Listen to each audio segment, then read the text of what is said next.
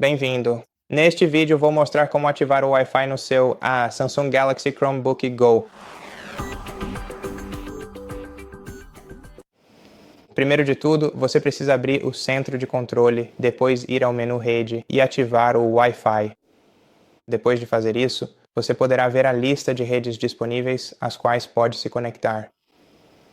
E para se conectar a uma rede, você precisa selecioná-la.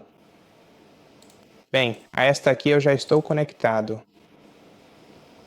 Você precisa selecioná-la e então fornecer os dados para essa rede Wi-Fi.